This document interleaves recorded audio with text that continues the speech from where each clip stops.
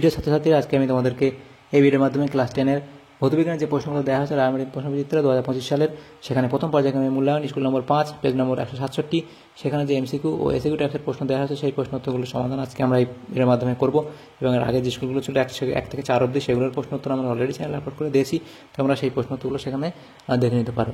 তো আমাদের যে 5 নম্বর স্কুল আছে সেটা হলো কি 5 নম্বর স্কুল হিন্দু স্কুল গ্রুপ এর মধ্যে এমসিকিউটাই প্রশ্ন দেওয়া হয়েছে 7টা। দেখো, প্রথম বহু বিকল্প ভিত্তিক প্রশ্ন। প্রথম প্রশ্ন, ওজোন স্তরের সবচেয়ে বেশি ক্ষতি করে। ওজোন স্তরের সবচেয়ে বেশি ক্ষতি করে।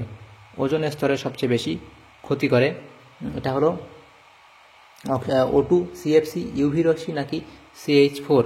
তো এখানে তোমাদের হবে CFC, অর্থাৎ অপশান বি হবে সঠিক উত্তর। নেক্সট প্রশ্ন, বয়েলের সূত্রে ধ্রুবক হলো। বয়েলের সূত্রে ধ্রুবক হলো উষ্ণতা ও ভর।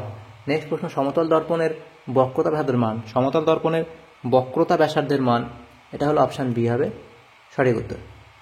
নেক্সট প্রশ্ন, কোন বর্ণের আলোর প্রতিসরাঙ্ক সবচেয়ে বেশি? এখানে হবে লাল, নীল, সবুজ। আচ্ছা, অপশন হবে অপশান বি, হচ্ছে নীল সব থেকে বেশি প্রতিসরাঙ্ক। নেক্সট প্রশ্ন 1.5, সেখানে বলা আছে, দেখো, জলের প্রতিসরাঙ্ক যদি সব বর্ণের মধ্যে একই হতো তাহলে রামধনুর রং হতো কালো, সাদা, হলুদ নাকি সবুজ? তো হবে অপশান বি, অর্থাৎ সাদা। নেক্সট প্রশ্ন 1.6, সেখানে কি বলা আছে, দেখো, সবচেয়ে কম তড়িৎ ঋণাত্মক মৌল হলো। সবচেয়ে কম তড়িৎ ঋণাত্মক মৌল হলো অপশান ডি, CS। নেক্সট প্রশ্ন 1.7 বলা আছে, ফ্লোরিন পরমাণুর সর্ববহিস্থ কক্ষে ইলেকট্রন সংখ্যা। ফ্লোরিন পরমাণুর সর্ববহিস্থ কক্ষে ইলেকট্রন সংখ্যা হবে অপশান সি, অর্থাৎ 7টি। এর পরের প্রশ্ন দেখো, বিভাগ এ হয়ে গেল, বিভাগ আমাদের বি, সেখানে যে প্রশ্নগুলো দেওয়া হয়েছে বিভাগ বি এর মধ্যে সেগুলো দেখো কি এখানে বলা আছে। 2000 প্রশ্ন, নিম্নলিখিত প্রশ্নগুলো উত্তর দাও, বিকল্প প্রশ্নগুলি লক্ষণীয়। প্রথম প্রশ্ন, বায়োগ্যাসের মূল উপাদান কি? বায়োগ্যাসের মূল উপাদান কি? এখানে আমাদের বলা আছে বায়োগ্যাসের মূল উপাদান কি? তো এখানে হবে বায়োগ্যাসের মূল উপাদান হলো CH4, অর্থাৎ মিথেন। আচ্ছা, নেক্সট প্রশ্ন, অথবা দেওয়া ছিল ভূতাপীয় শক্তির প্রধান উৎস কি? ভূতাপীয় শক্তির প্রধান উৎস কি? ভূতাপীয় শক্তির প্রধান উৎস হলো অভ্যন্তরীণ শক্তি। আচ্ছা, নেক্সট প্রশ্ন, বায়ুমণ্ডলের উষ্ণতা বৃদ্ধি করে এমন একটি গ্যাসের উদাহরণ দাও। তো এটা হলো কার্বন ডাইঅক্সাইড, CO2। নেক্সট বলা আছে 30 ডিগ্রি সেন্টিগ্রেড ও 300 কেলভিন তাপমাত্রার মধ্যে কোনটি বেশি? তো এটা হচ্ছে 30 ডিগ্রি সেন্টিগ্রেড এবং 300K তাপমাত্রার মধ্যে কোনটি বেশি? এটা হলো 30 ডিগ্রি সেন্টিগ্রেডটা আমাদের বেশি হয়ে যাবে। 30 ডিগ্রি সেন্টিগ্রেডটা আমাদের বেশি হবে। কারণ দেখো, আমি যদি ডিগ্রি সেন্টিগ্রেডকে আমরা এটাতে কেলভিনের মধ্যে প্রকাশ করি, তাহলে 30 ডিগ্রি সেন্টিগ্রেড সমান আমাদের কত লিখতে হবে? কেলভিনে প্রকাশ করতে গেলে 273 প্লাস 30 যোগ করলে আমাদের কত আসবে? 303 ডিগ্রি কেলভিন। তাহলে আমাদের 300 থেকে 303 ডিগ্রি কেলভিন বেশি, তাহলে আমাদের 30 ডিগ্রি সেটা বেশি হবে। অথবা থেকে প্রশ্ন ছিল কি, আদর্শ গ্যাসের অণুগুলির মধ্যে আকর্ষণ বলের মান কত? আদর্শ গ্যাসের অণুগুলির মধ্যে আকর্ষণ হলো 0। তাহলে এটা হলো। নেক্সট প্রশ্ন, পি এবং টি লেখচিত্র অঙ্কন করো। পি এবং টি লেখচিত্র 2-4, এটা আমরা এখানে অঙ্কন করছি।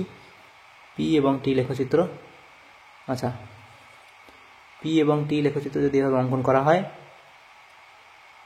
এদিকে যদি আমরা পি ধরি এবং এই টেম্পারেচারটা যদি এদিকে টি ধরি, তো আমাদের লেখচিত্র ঠিক হবে এভাবে। পি এবং টি লেখচিত্রটা এভাবে হবে। নেক্সট প্রশ্ন দেখো, অবতল লেন্স সর্বদা কী ধরনের প্রতিবিম্ব গঠন করে?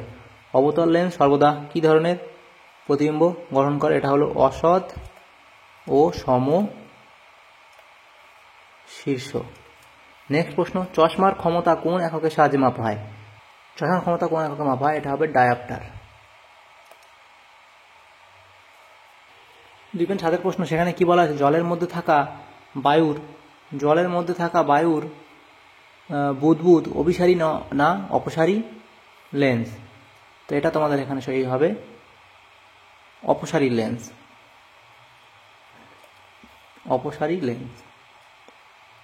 নেক্সট প্রশ্ন, হ্যালোজেন মৌলগুলির মধ্যে সবচেয়ে বিজারণধর্মী কোনটি? হ্যালোজেন মৌলগুলির মধ্যে সবচেয়ে বিজারণধর্মী কোনটি? এটা হবে আয়োডিন। আচ্ছা, নেক্সট প্রশ্ন, সমযোজী ত্রিবন্ধনযুক্ত একটি যৌগিক অণুর নাম লেখো। সমযোজী ত্রিবন্ধনযুক্ত একটি যৌগিক অণুর নাম লেখো। এটা হলো C2H2, এটা হলো অ্যাসিটিলিন। অ্যাসিটিলিন। তাহলে এখানে যে প্রশ্নগুলো ছিল সব প্রশ্ন উত্তর আলোচনা এখানে করে দিলাম।